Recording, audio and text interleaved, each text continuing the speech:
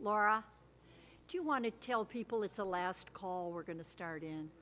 Just give them a yell.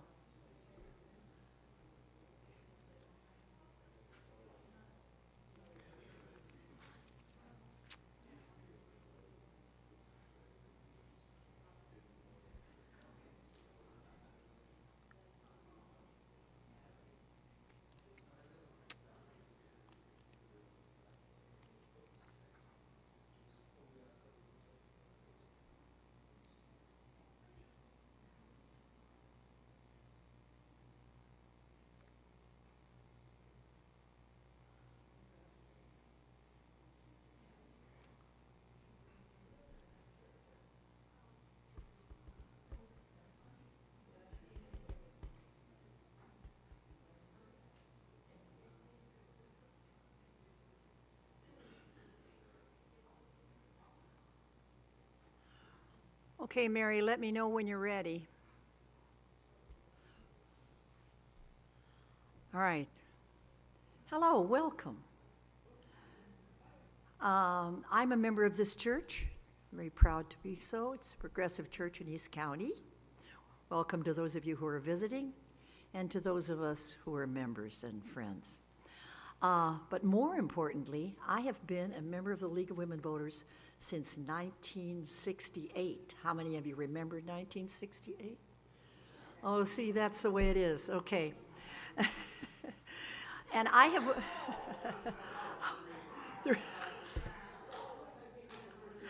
All right. Sorry. I shouldn't have done that. I have been watching the League all this time, doing really wonderful things about our democracy, trying to continue to preserve it at every level. And today I'm very pleased to introduce Jean Brown, one of the League stalwarts of the local League of Women Voters. We are very lucky to have her. She has been giving these talks. How many are you giving, Jean? Uh-huh.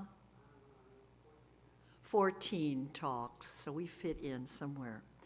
Jean is a former math and science teacher, and she organized Common Cause here in town. She served on the League board from 2006 to 2020, during which time she was local president and program director. I'm so delighted to have her. Now she serves as chair of the League's Criminal Justice Committee and is active on the Sustainability and Environmental Action Committee as well.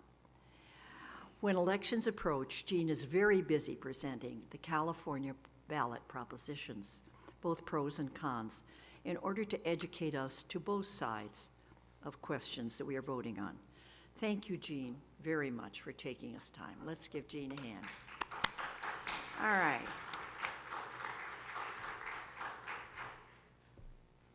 Well, thank you so much for inviting me. We love doing these, and we think it's very important for people not just to vote, but to be an informed voter.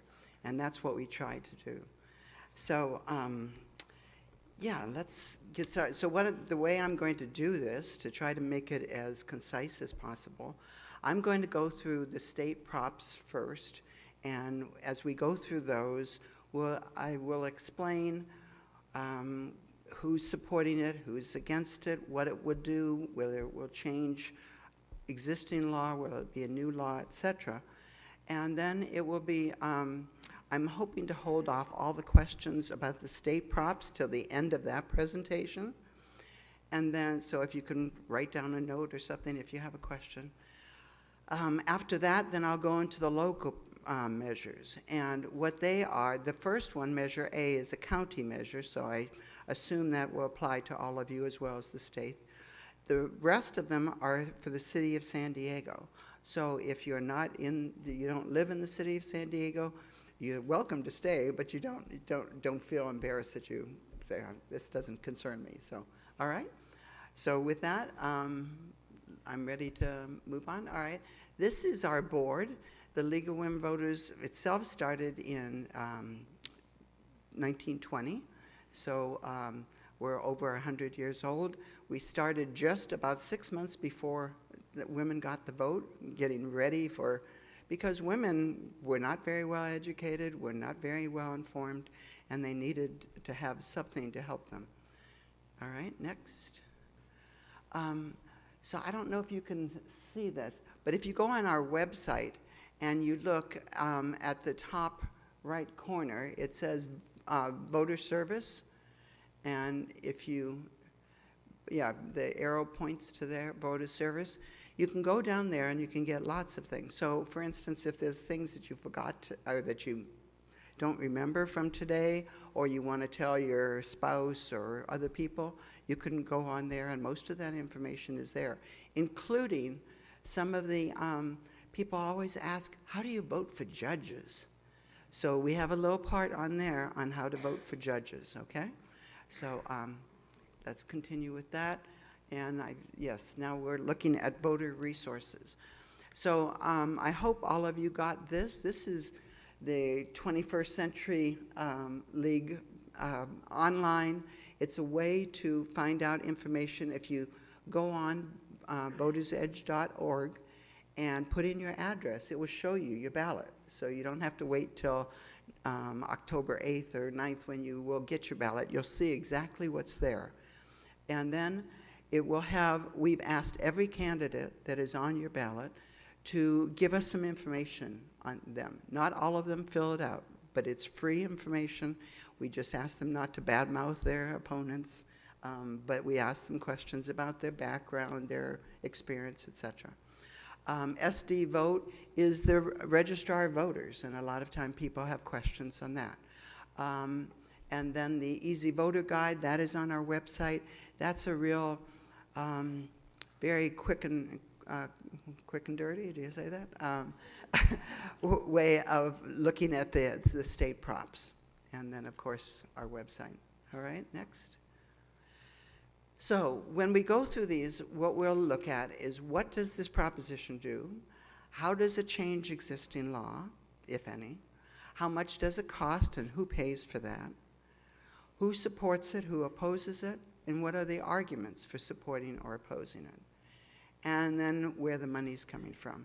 We have that information for the state propositions. Unfortunately, we don't have the information for the local propositions. We've had a whole group of us trying to find it on the city clerk's website, and it's not easy to find. So let's go on. So this is our disclaimer. When we put the arguments for and against, this is what the opponents and the supporters say. Keep that in mind, even on your your voter pamphlet that you get from the state or from the registrar.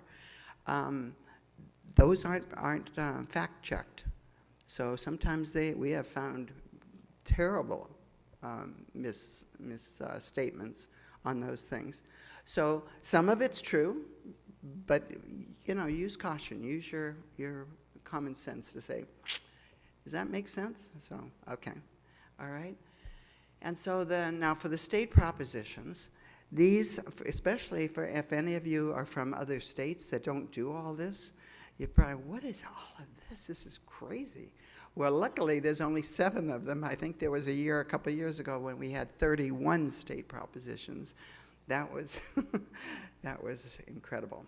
But anyway, so some of them make new laws. Some of them change the Constitution. The California Constitution's, I think, the largest one in the world because we keep amending it.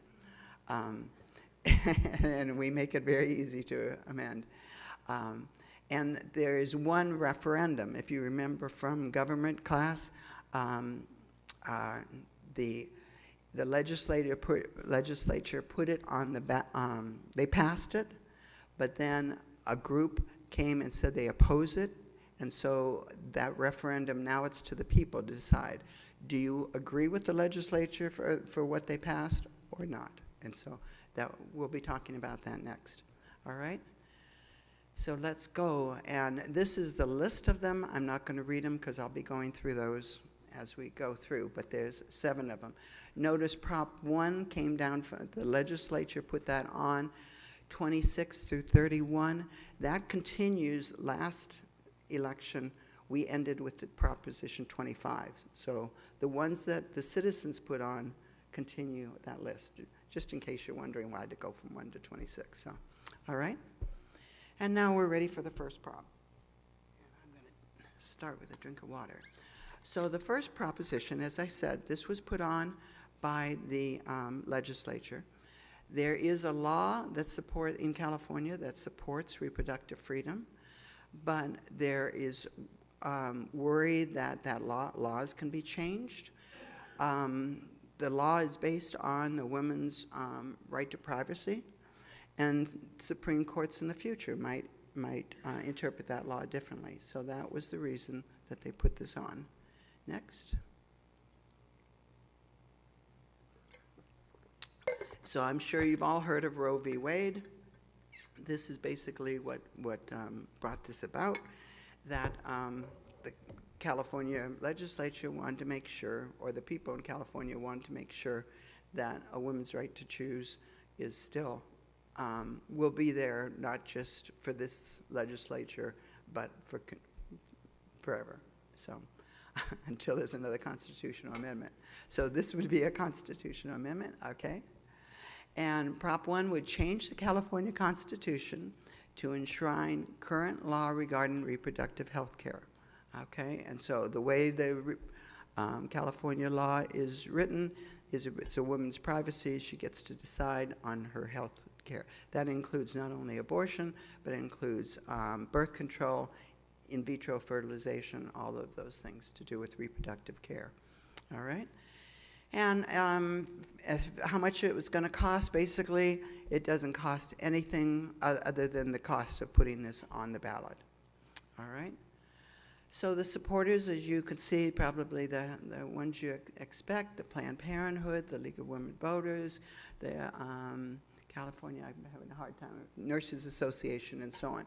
I'm going to go kind of fast through some of these supporters and opponents just because there's a lot of them. As you see, there's around a little over $3 million has been raised to support this. All right? So the supporters say it places the fundamental right to abortion and fundamental right to contraceptives in the Constitution, and it protects individual choices. Let's go on. I've already explained a lot of that. So the opposition, as you can see, there is the California Catholic Conference, the International Faith-Based Coalition, and so on. And by the way, if you want any access to any of this, you can check with Kelly, and I'm sure she will share this PowerPoint with you if I'm going too fast on any of this. All right, next. And what the opponents say, that it's an extreme law that allows late-term abortions at taxpayer expense up to the moment of birth, and even if the baby is healthy and the mother's health is not threatened. And there's already that guarantee in the law, so this is just an expensive way to do it. It's unnecessary. That's what the opponents say. So a yes means that you agree with this, you want this to be as part of the California Constitution. A no vote means it would stay the same. All right? All right, Prop 26. 26 and 27 are probably the ones you're seeing the most on TV with the ads. Okay. And they can be very confusing, so I'm going to kind of take them together. So Prop 26 allows in-person roulette, dice games, sports wagering on tribal lands. It would be a constitutional amendment because right now the California Constitution does not allow those, all right? But it would take a simple majority to pass. Next slide. So how it got on the ballot, because the California Constitution does not allow roulette, dice games, and sports betting. It does allow for the state lottery, horse racing, and so on. So this was put on by a group of tribes that wanted to have that sports betting, especially sports betting, but those other games of the gambling at their casinos. It would also include 4 racetracks in the state, okay? So I don't know if you can see that, but on the map on the left, there's a whole lot of dots in San Diego County, and I think that is why we are getting inundated much more so than a lot of the ads in some of the other counties in California, because we not only have a racetrack, one of the 4 racetracks, but a lot of tribal casinos. And so, right now, roulette, dice games like craps and that are not allowed on Indian casinos, and nor sports betting. So this would allow for that. Fiscal bottom line. Nobody can really predict how many people are going to start doing this. It could be a lot. And it brings in some money. There's a tax to the tribal casinos for the bets. So some of it would come into the state general fund. There would also be some expenses for the state, some oversight, some new oversight on sports betting and so on. So they expect the income more money to come in than going out, but there would still be some of both. How much, we don't know, okay?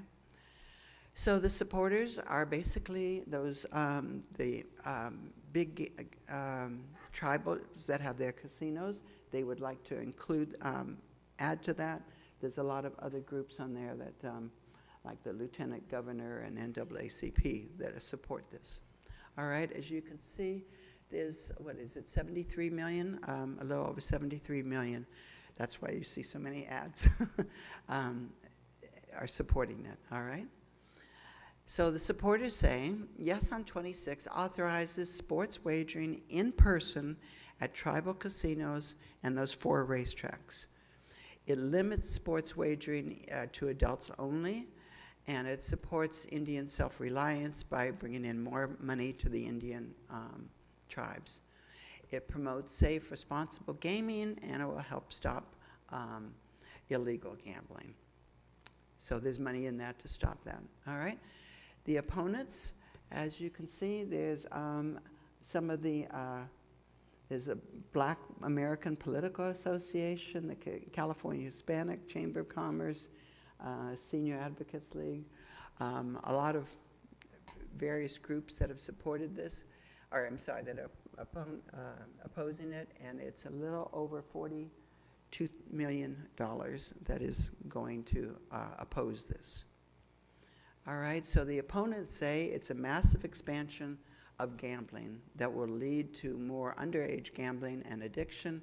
It's sponsored by the wealthy gaming tribes who want to expand their gambling. And it will devastate other communities. What some of these communities are worried about is it would bring more gambling addiction, which can devastate families. All right, Prop 26.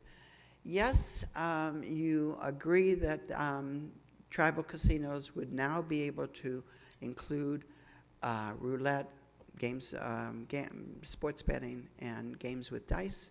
A no vote means things would stay the same. All right? Now, Prop 27. This allows online and mobile sports wagering outside tribal lands. By mobile, they mean like on your cell phone, on your laptop, your computer, your iPad, whatever. So it doesn't have to be on tribal lands. It's an initiative, constitutional amendment, and law. It was brought up by the group called Californians for Solutions to Homelessness and Mental Health, because there will be some money going to homelessness and mental health. All right? So a 2018 U.S. Supreme Court decision struck down the original decision that banned sports betting in every state except Nevada. So the Supreme Court said that that wasn't right. And so since then, approximately 35 other states are now legalizing sports betting. So they want to do it in California. All right. Prop 27 allows tribes, so tribes can work with the gambling, with these gambling companies or corporations, and partner with them. So you could do sports betting on tribal lands at casinos or on mobile devices. And the fiscal bottom line, again, nobody really knows how much this will bring in. It will bring in a fair amount of money to the state, or the general fund. There will also be a lot of expenses. Right now, the state doesn't have any way of monitoring online anything. So to monitor online gambling, that would have to be set up. The 90%, so when you take all the money that goes into sports betting, 10% goes into the California fund. Out of that 10%, they will subtract any payments, people that win prizes, any promotional things, and then any federal taxes. And what's left from that 10%, then that is divided 85% to homelessness, 15% to mental health or the tribes. The other 90% will go to the corporations. All right? So the supporters, there are groups of the Task Force on Homelessness, the Pomo Indians. There's a number of tribes. Major League Baseball, actually, I'm surprised at that, but and so there's a lot of groups. You can see over $100 million has come to support this one. And then the supporters say it's supported by California tribes and homelessness and mental health experts. For the first time, Prop 27 permanently funds housing, mental health, and addiction treatment. And it will contain strict rules protecting minors, and we'll have regular audits of the money. Okay? The opposition, we've got a number of Indian tribes. Of course, the Indian tribes would rather have it on their land. And then the interesting, unusual bedfellows, the California Democratic Party and the California Republican Party. You don't see that very often. All right, and then, so the opponents say 27 is a deceptive scheme funded by out-of-state gambling corporations to legalize a massive expansion of online and mobile sports gambling, including award shows and video game competitions. And Prop 27 is not a solution to homelessness. 90% of the profits would go to out-of-state corporations. All right? Prop 27, the yes vote means that you agree that you want this online sports betting to occur, and no means that you want it to stay the same. Okay? Now, what's the difference between the two? So we can kind of sum these two up. Next, so Prop 26, you're going to have to, so it has sports betting that can happen in person, in person and or on those 4 racetracks.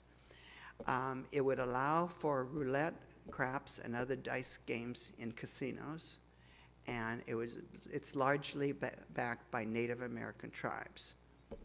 And in Prop 27, it legalizes sports betting online. It allows out-of-state gambling companies to partner with Native American tribes who may not have casinos, and some revenues go to alleviating homelessness and mental health. So I'll go on to the next, and you can hold your questions for that. All right, Prop 28. This provides additional funding for arts and music education in public schools. It's an initiative statute. It's not a constitutional amendment. All right. So how it got on the ballot, if you remember, in 1988, we had Prop 98 that required, there wasn't enough money going into schools, so it required approximately 40% of the state budget every year needs to go to public schools. But there's currently no guaranteed source of funding for the arts and music, and they often tend to be cut out when times get tough. So that's why this is on the ballot. It would increase funding for arts and music education, and it would be about 0.5% of the Prop 98 monies. But it wouldn't take away from the Prop 98 monies. This would be an addition to it. The other 40% would still be for regular public schools. So this would increase state expenditures by about $1 billion per year over and above the existing Prop 98 constitutional requirements. It would be about 0.5% of the state's total general fund. Not of the budget, but of the general fund. So the supporters, usual suspects, people for arts and media, the PTA, the California Teachers Association, Democratic Party, and the union SEIU, okay? Oh, go back, I didn't say how much. It's whatever, no, over 8 million being for support, okay? So supporters saying that basically only 1 in 5 California public schools have a full-time arts and music program. And Prop 28 would provide additional funding for that. It would include money for teachers and equipment and training. It would have access to arts and music education without raising taxes. So this would come out of other monies. It protects existing education funding, so again, it wouldn't take out of that 40%, okay? The opposition, there's no organized opposition to this. There are people who disagree with it, but it's not organized, okay? So Prop 28, a yes vote means that you approve of the proposed statute. It would be a law to provide additional funding for arts and music education. A no vote means it would stay the same, all right? Prop 29, this requires online licensed medical professionals at kidney dialysis clinics and establishes other state requirements. All right, this is a citizens initiative. It was brought on by the union. So how it got on the ballot, this is the third attempt to put, and it was basically the union that the Service Employees International Union on United Healthcare Workers West. And they are trying to unionize so that they can have control over what's happening in these dialysis clinics. And so they put in on one ballot a proposition in 2018 that would require the kidney dialysis companies to give some money back to the patients. And in Prop 23, is it?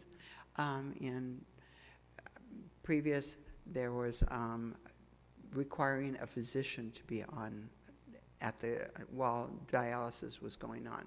Both of those were voted down by the voters.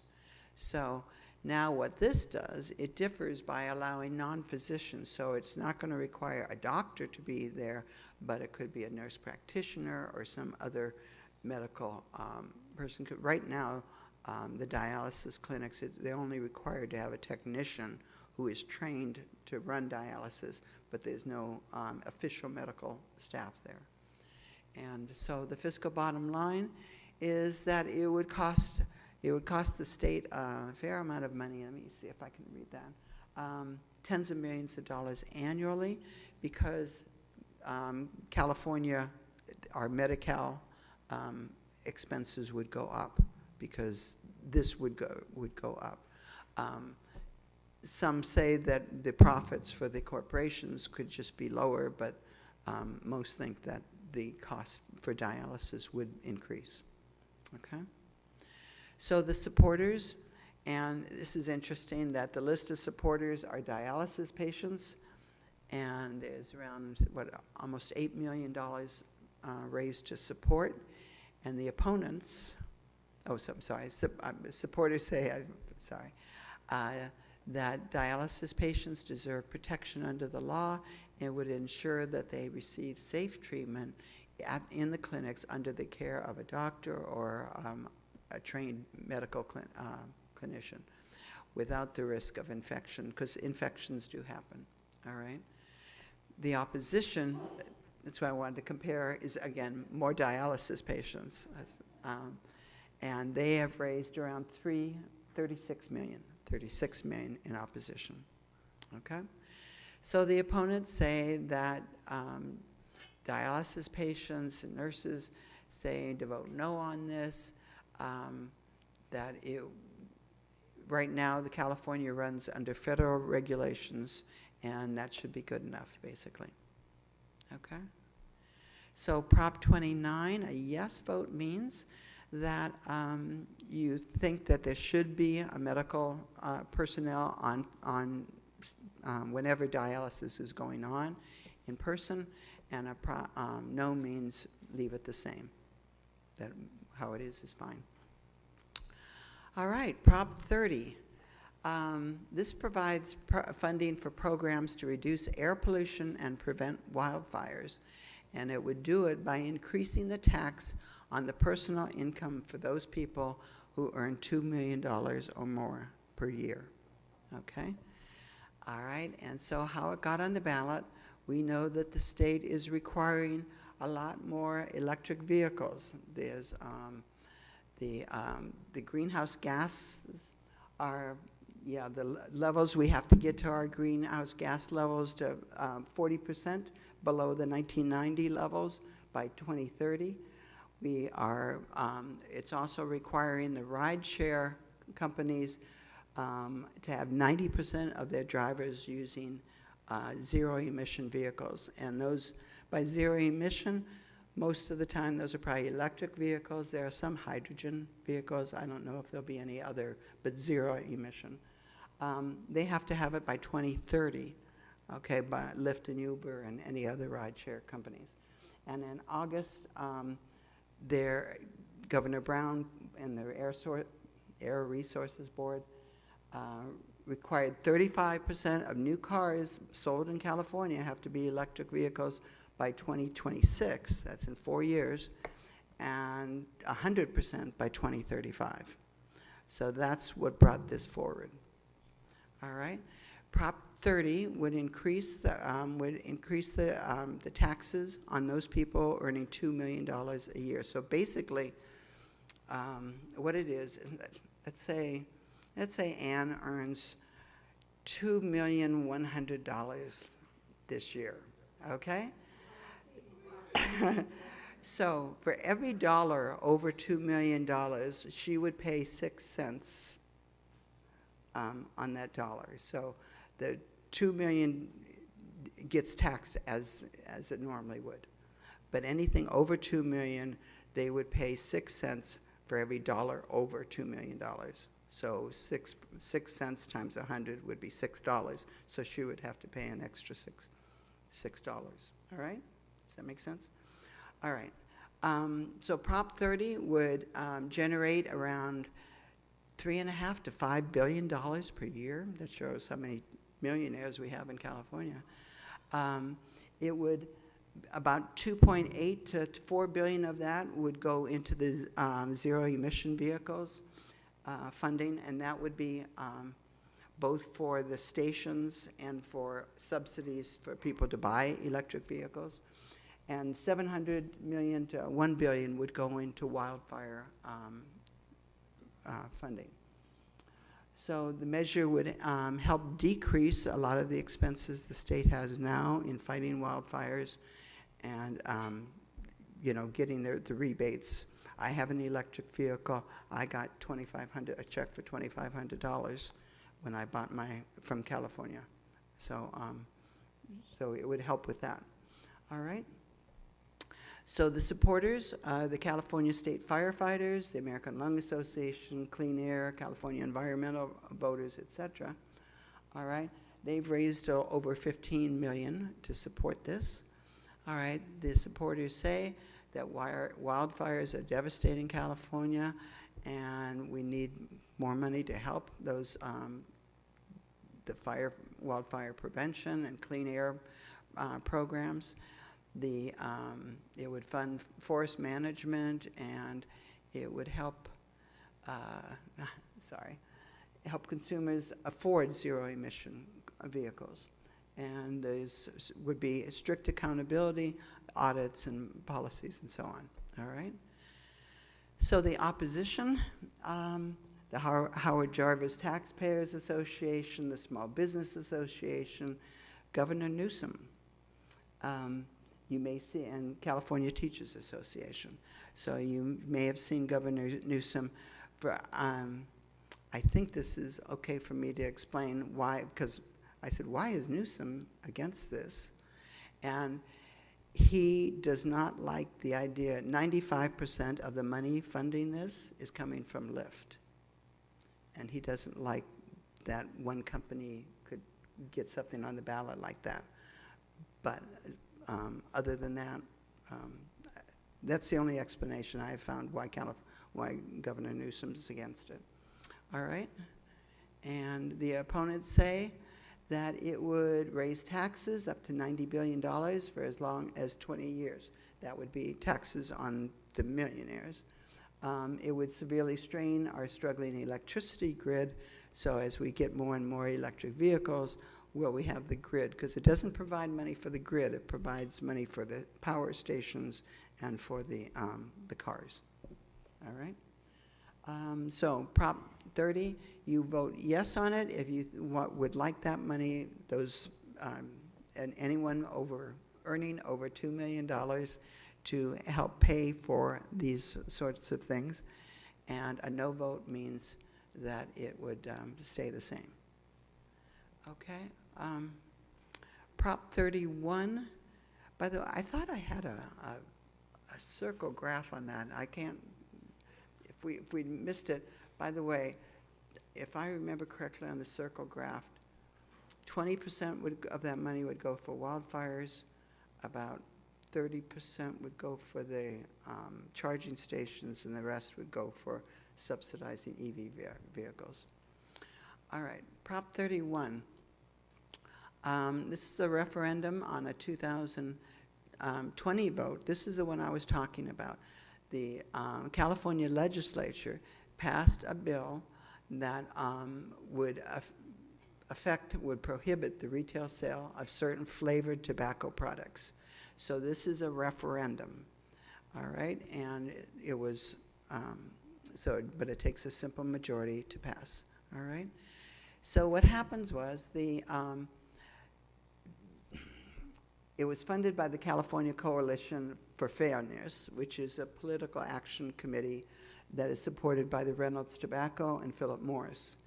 In 2020, SB 793 became law and was designed to ban the sale of certain flavored tobacco products.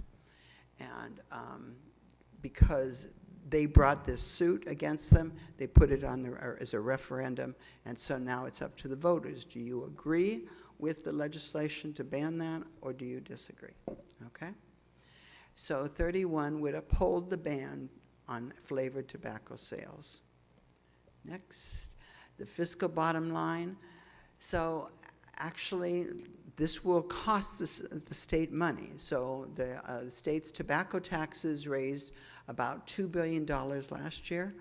And if you cut down on tobacco smoking, then the state will lose some of that money. And SB 793 would decrease the state tobacco revenues, ranging from tens of millions of dollars to $100 million.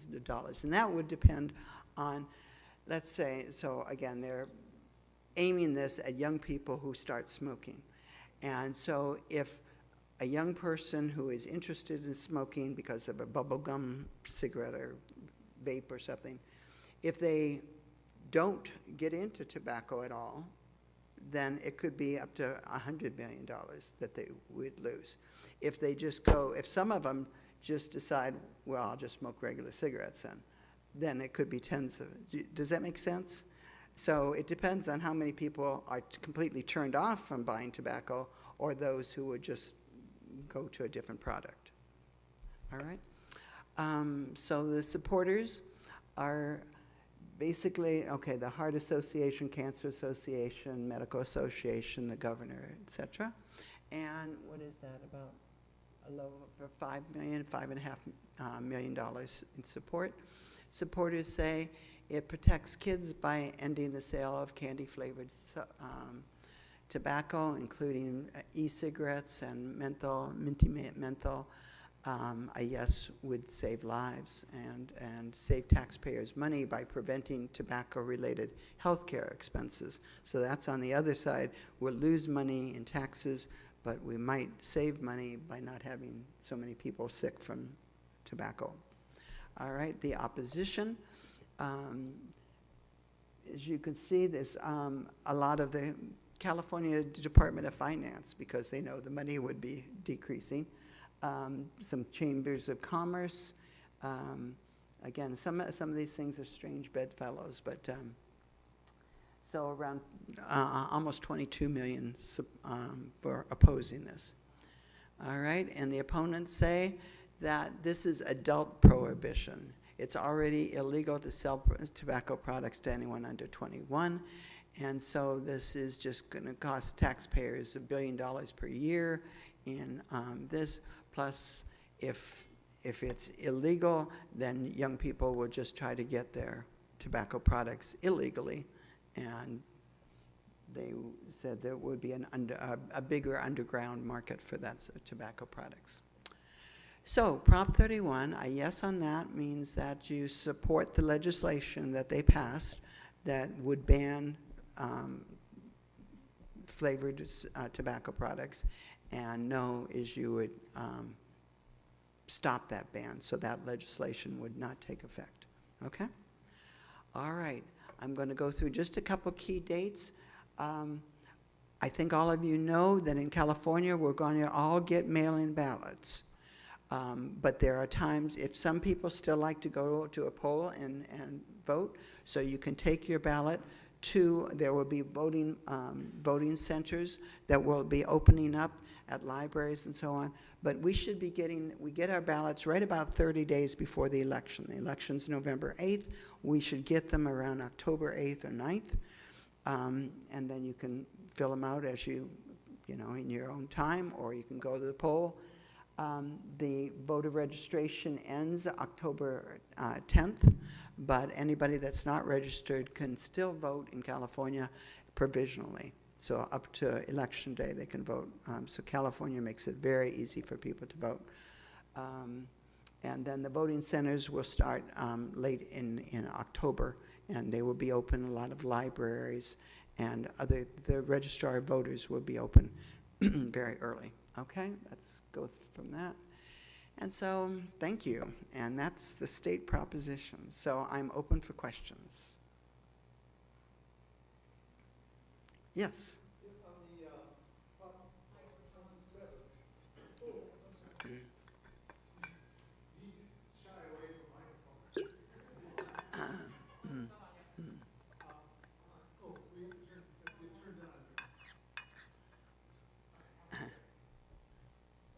on Prop 27, which, if I'm remembering correctly, That's the inline. that's right, the online. How do they say that they can keep minors from online betting? Is there a provision for that?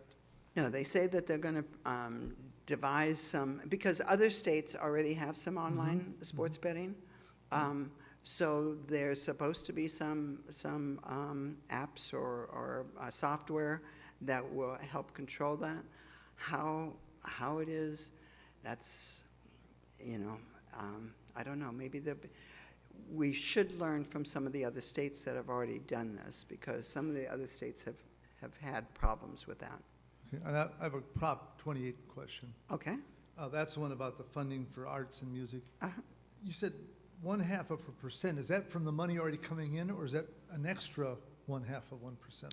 So if you take 40% of the budget goes to education. Mm-hmm. If you take, I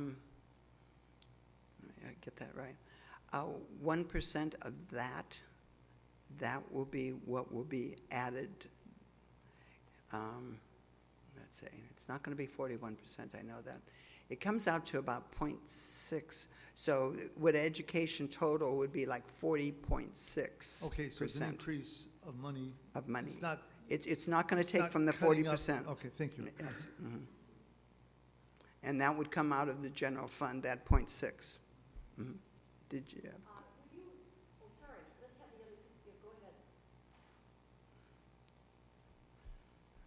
ahead. I just had a question about why they weren't allowed to have dice and roulette before now. Well, if you remember, it wasn't that long ago that we didn't have the lottery. I can remember being shocked going to another state and going, they're advertising gambling on TV? I mean, so gambling was considered a vice that California had prohibited outside of horse race gambling. Then the tribal casinos came, I don't know what year, in the 70s or something. I certainly was, it was during my lifetime that so there, it's just slowly getting more and more. Yeah, and some people are very much for gambling, and some people, you know, they think you see the buses go to the casinos, and some people that's their life, and other people are totally against it. Any other questions on these? Yes. I really object to the fact we have the longest constitution in the world. Will you quickly name which ones of these are proposing a constitutional amendment? I mean, it's one thing to have a law, it's another to put it in the Constitution. Okay, the first three. So the first one three. was the reproductive rights. This, and then the 26 and 27 that have to do with sports betting. And Not dialysis is not, no. Okay. Any other questions? Way back there? We're doing okay on time? I have questions on two different ones. One is regarding the 26 and 27. Uh-huh. If I remember correctly, things may have changed. On tribal lands, you can gamble at 18 rather than 21. Is that still correct? I honestly don't know that. I can check. Because Does some tribal okay. casinos, okay. So- It's good for me to know. So when they talk about adults, they're talking about, adults can gamble. They're talking about just under 18. Yes. Okay. I mean, Over 18. prohibition, yeah. Mhm. But the other thing is, when they're talking, your little icon just showed horse racing, but Mhm. they could bet on Super Bowl, they could bet on, it's any type of sports betting, correct? Oh, yes, any type of sports betting, along with the Academy Awards and the Emmys and video game competitions. Yeah. Not elections, no, that is specifically written, no, not elections, yes. We all bet on Glad you brought elections that up. every That is time we good. don't vote. Yeah, right, we gamble if we don't vote. Uh-huh. But then my other question has to do with the dialysis. Uh-huh. What do the people say? Because it is possible for people to invest in a home dialysis machine and do it at home. And there's no medical professional on site. What do they say about how those protections have to happen when there's already at-home dialysis possible? They don't. I think this has to do really with the union that wants to get some kind. One of my favorite sayings is, if you don't have a seat at the table, you're probably on the menu. And so I think the union wants to have some sort of say into this, so the union workers working there, and that's why they've tried 3 times. They're hoping third time's the charm, but 3 times. But no, there's no way that they can say anything about that. Okay. Yeah. And my second question is, I understand the concept, but I also know that you can't tell a dialysis patient, oh, we don't have staff here, you can't get your dialysis today. Does the people that put this on, did they make any provisions for any sort of gradual, slow ramping up so that people wouldn't be left without the ability to get dialysis? No, they didn't. And that was one of the arguments for the opposition, is that they worry that it could take nurses or other things from hospitals or other clinics. Okay, thank you. Mm-hmm. Okay, anything else? Yes. How many of you live in the city? City of San Diego? No, city, right? Yeah, City of San Diego. Oh, I'm so sorry. There's a city of Mesa? Okay. Let's try again. How many of you live in the city of San Diego? Okay. I'm really interested in those, but maybe that's... Well, the first one is a county, so I think you're all in that. So if we can put up the next set. So the propositions for the local things are called measures. And so we have 5 city measures, a city of San Diego, and 1 county measure. And the first, while she's getting that set up, well, the first county measure, Measure A, will apply to all the unincorporated areas of the county. And I had a question at a previous talk, where is unincorporated? Is it La Mesa? And I go, no, that's a city.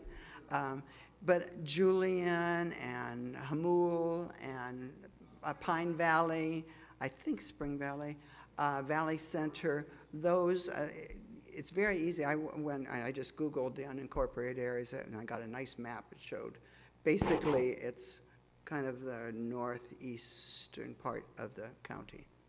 All those small rural communities. All right, so we're ready with this. So let's go on with, I'm ready to move on to the next. All right, these are the ones, A, B, C, D, H. And then there's actually another one that came in very late called U, and that has to do with San Diego Unified School District. So I will try to go through these as quickly as possible. All right, let's change. Let's go to Measure A. All right. So Measure A is an ordinance, a law, establishing a tax on cannabis businesses' activities in the unincorporated area of San Diego County.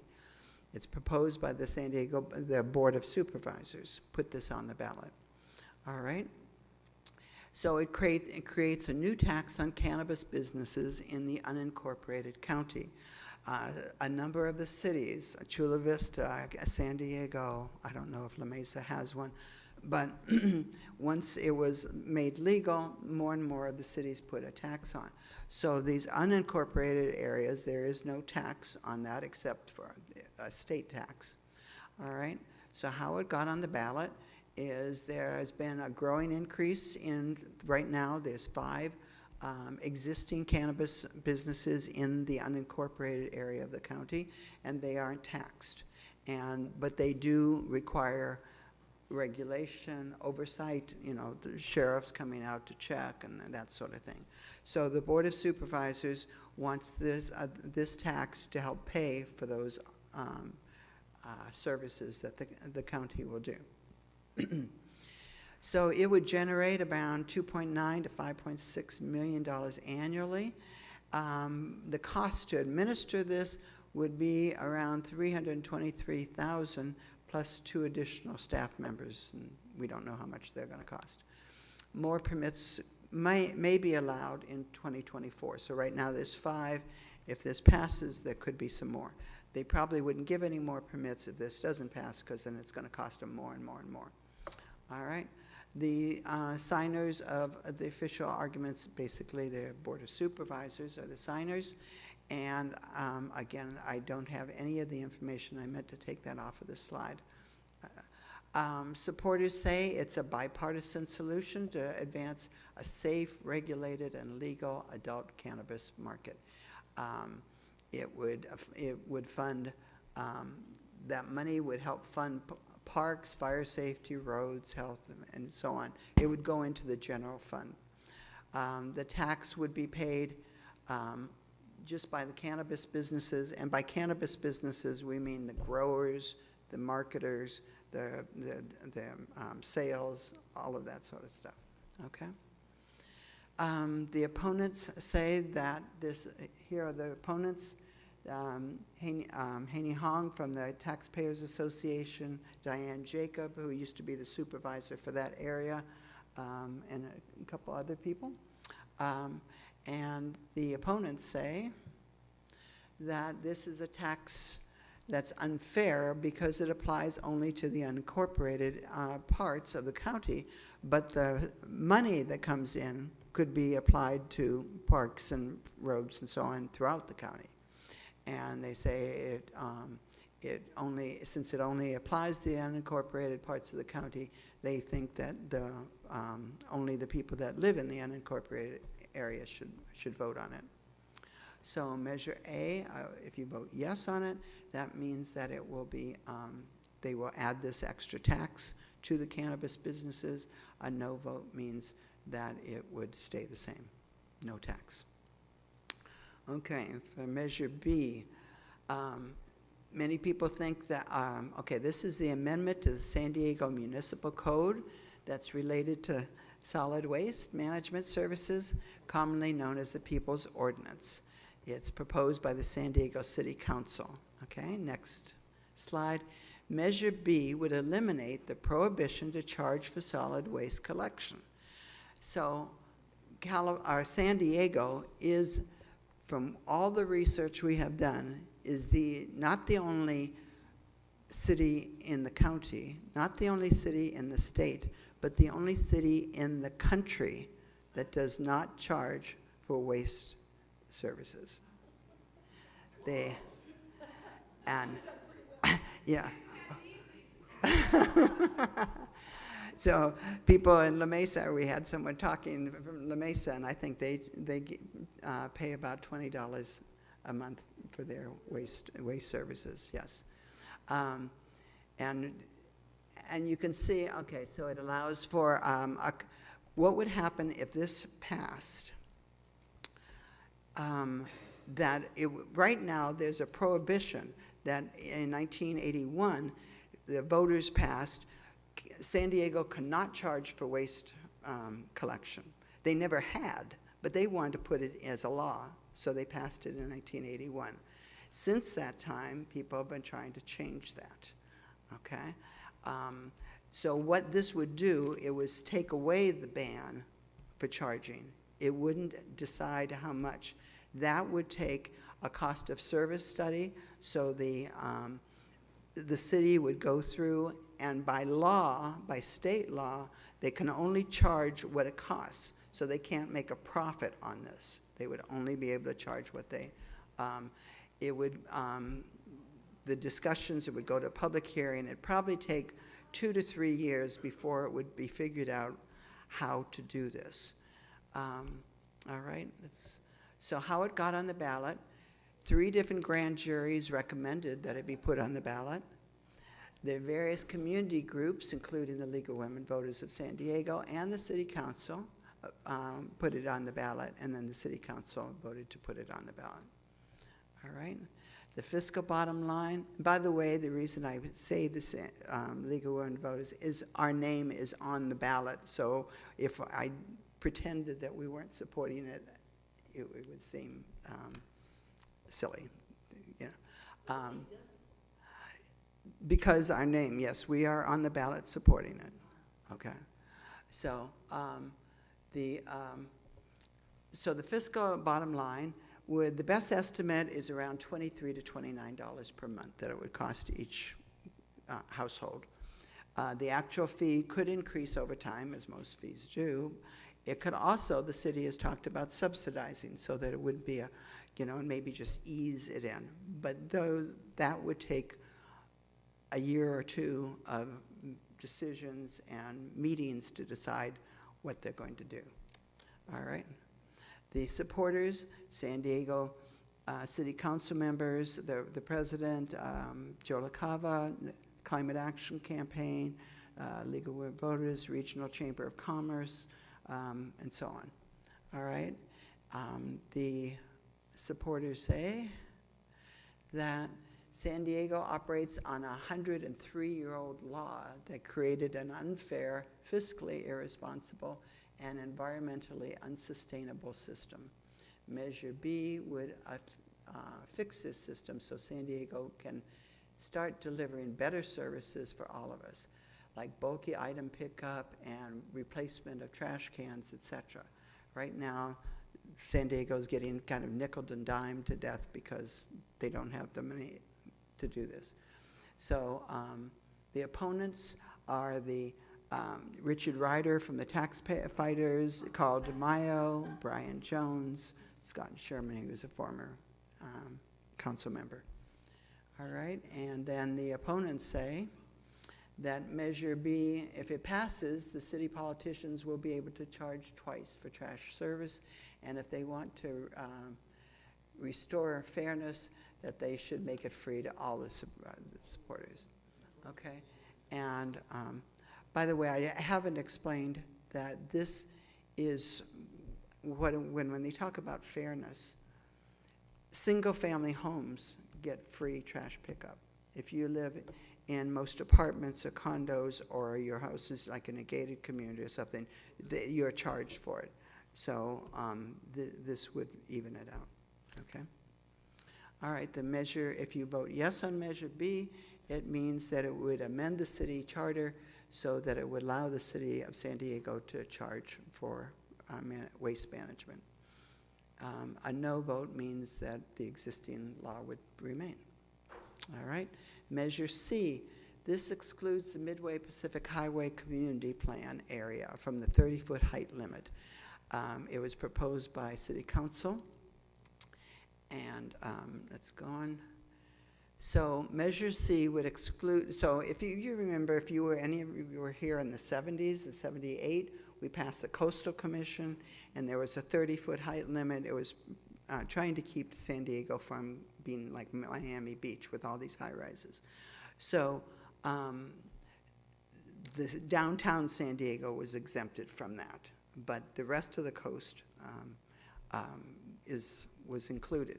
So this area is, and as you can see from the map, it goes from like Highway 8 down through Midway and Sports Arena area, and it would take that 30-foot height limit off. They could go up higher, all right?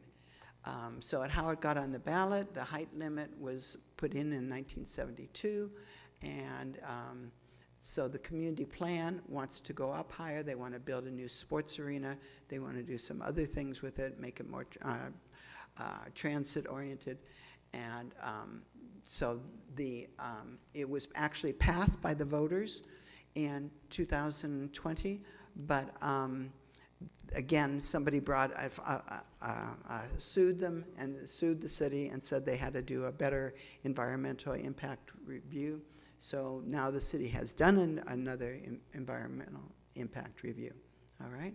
So the fiscal line is that it could bring in more money because of more buildings. There would be a lot more residences and businesses in that area, so it could bring in more tax money, but then it would also cost more, the fire service, police and so on, if there's more people there. So that won't balance out, but there'll probably be more revenue than expenses, but there will be both. And the redevelopment would make it a more transit and pedestrian-friendly environment, all right? And supporters, Chris Kate and Todd Gloria, again, unusual bedfellows there, Climate Action Campaign, building trades, etc. All right, and the opponents or supporters say this will create thousands of affordable homes and good-paying jobs, along with revitalizing the area. It would be a catalyst to modernizing the sports arena, and it would be needed to create a transit-oriented community in the area. It's not far from the what is it, that transit, the Old Town transit area. Okay, the opponents are Carolyn Chase, their Earth Day organizer, Philip Halpern, a San Diego characters. That's what they put on the ballot. And Carl DeMaio for Reform California. Yeah, he's another character, but yes. All right, and the opponents say that this would allow for dense, expensive apartments in the coastal area, and politicians put it on the ballot to reward developers, and it would be a massive cost to taxpayers. So Measure C says yes, that you would allow the Midway plan to go through. No means that it would stop. All right. D, Measure D amends the San Diego Municipal Charter regarding project labor agreements, or PLAs. City Council put this on, and I hope I can explain this well. So Measure D, because it's kind of like a bunch of double negatives, Measure D would remove the ban on requiring project labor agreements. So right now we have a ban on requiring them. It would take that ban off, but it doesn't mandate project labor agreements. All right? Okay, next. So what happened is that a couple of the council members saw that the state had recently changed their rules. So the new state laws could cut funding from cities that have any laws that prohibit project labor agreements.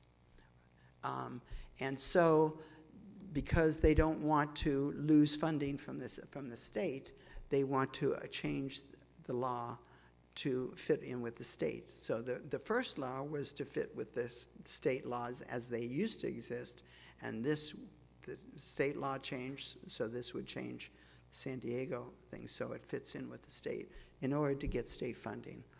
And it also gives the council the ability that if the state changes to another way, that they could adjust without having to take it to the people again. All right? Fiscal bottom line is uncertainty. It depends on project labor agreements. Sometimes cost more, sometimes they cost less. So the independent budget analyst says it's pretty impossible to explain, but it doesn't mandate project labor agreements. It just doesn't prohibit them. All right? And these are the supporters. You've got the mayor, those city council members, Scott Peters, Sierra Club, etc. All right? And then the opponents are jumping. It helps people in San Diego from losing millions of dollars in state funding, and it requires public disclosure of city contracts, including tracking of local hiring so that locals can be prioritized to get out-of-state workers. And the opponents, it's interesting, the National Black Contractors Association, the Urban League, the Chris Cate, who's from the city of San Diego, Urban West Development. So, and the opponents say that it discriminates against 80% of local construction workforce, including minority workers, in allowing details that benefit the other 20% of the workers. It discriminates against local apprenticeship programs too. All right? And so Measure D, a yes on Measure D would be you want to override the Prop A that was passed in 2012 and amend the city charter to remove the ban regarding PLAs. A no vote means it would stay the same. The Prop A from 2012 would stay. All right? Measure H. Yeah? What does that really mean? In other words, why is the Urban League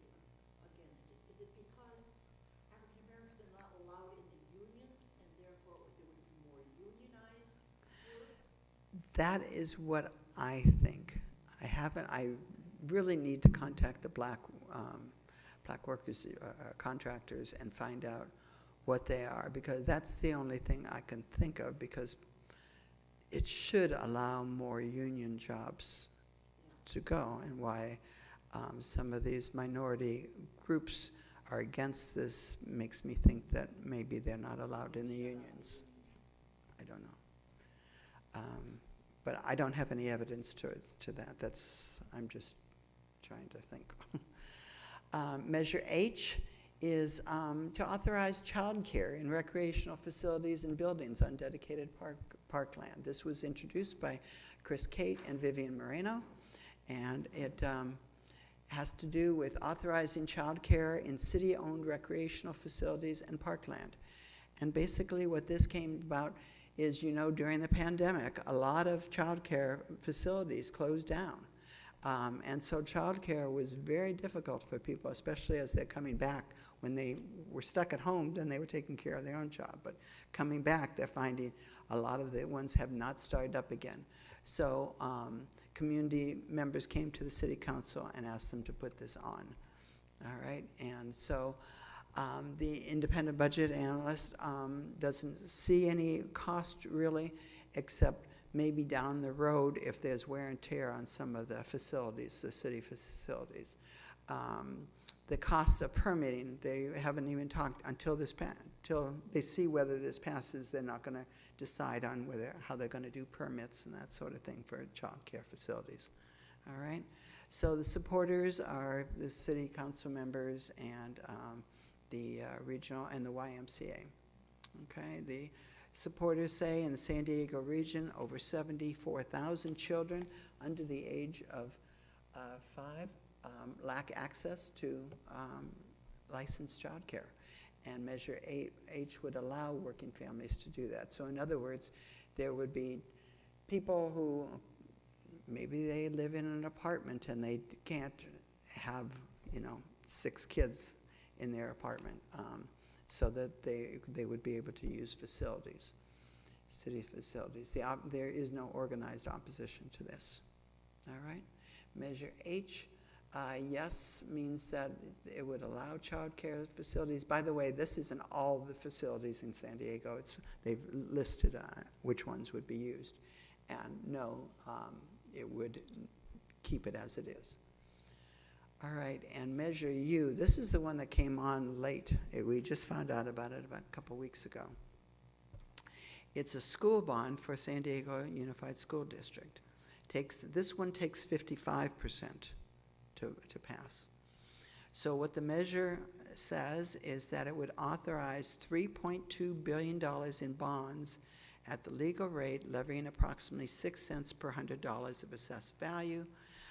It would require public spending, audits, disclosure, citizen oversight, and so on, should this be adopted. What it would do, it would, I'm having a hard time reading that, repair leaky roofs and plumbing, provide safe drinking water, remove asbestos, improve classroom security and safety. A lot of things ever since Uvalde, Texas, they want to increase some of the safety precautions, and they upgrade the career and STEM classrooms, bring them to the 21st century. All right. Ooh, I put that in yesterday, and I can see that this is much too small for anybody to read. So it would, the supporters say that it would remove this hazardous waste. By the way, it would replace Prop Z from a number of years ago, was 6 cents on the dollar. So it is going to stop in 2022. And so if this passes, this would replace it. So there wouldn't be any increase in people's taxes. It would just extend the previous one. And it would prepare students for jobs. By the way, this also puts in some money for teachers, affordable housing for teachers. And this is very unusual. I think you know that a lot of teachers can't afford to live in San Diego. So they are looking at, there's an article, a really good article in the UT about this. The old Ed Center they are talking about making 500 units in that ed center for teachers, for some teachers to live in. And they are going to be, the ed center is going to be moving. So that's what they're talking about, having some money for that. All right?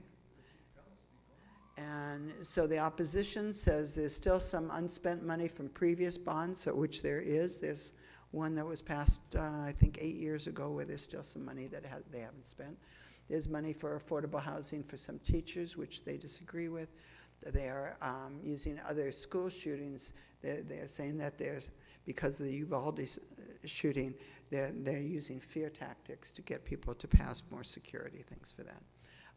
The opposition is the Republican Party of San Diego County and Becca Williams, who's one of the candidates for the San Diego Board of Education. All right, so a yes on Measure U is your favor of authorizing those school bonds, and a no means you would keep it the same. All right, questions? Thank you very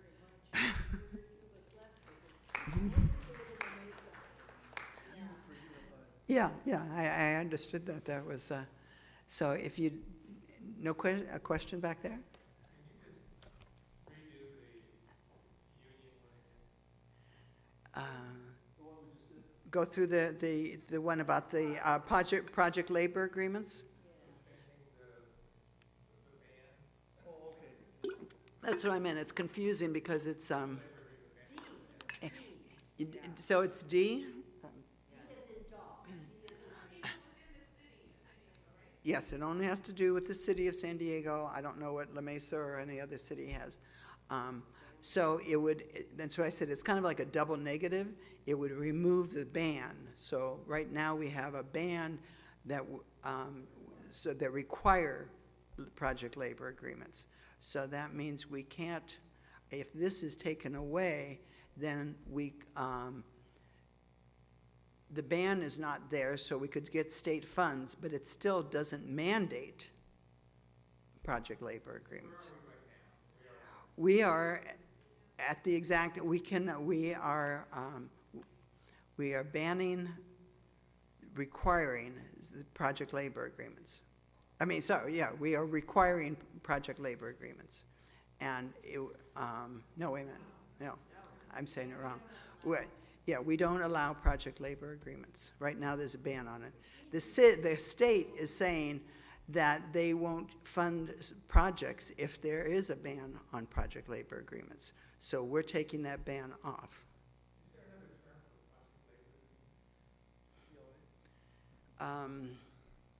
project labor? A project labor agreement is kind of defined as where we use union workers. Okay. So this would be more pro-union. This would be more pro-union. That's why we were wondering about the minority contractors being against this. All we can think of is that perhaps they're not allowed in some of these unions. And Or their companies don't get utilized for these projects. yeah. No, it means that some of the companies are not paying what they're supposed to be paying for workers. Mm-hmm. So they can get contracts, but they're not paying their workers the standard labor agreements. Yes. Did that help? Yeah, it is, because it's not just, I think it's almost like a triple negative. Yeah. You need to have some lunch and whatever. So, those of us who remain, the San Diegans, thank you very much. Yes, thank you. Uh-huh. Yes. And if you want information on the candidates, again, go on Voters Edge, and the candidates, all candidates have been asked to put their information on. It's getting better and better. Every election, more and more candidates are realizing what a good resource it is. Yeah. Has a good composite too. Yeah. Mm-hmm. Padre game, huh? Bye, guys. Thank you very Okay. much. You're welcome. So much. Uh-huh.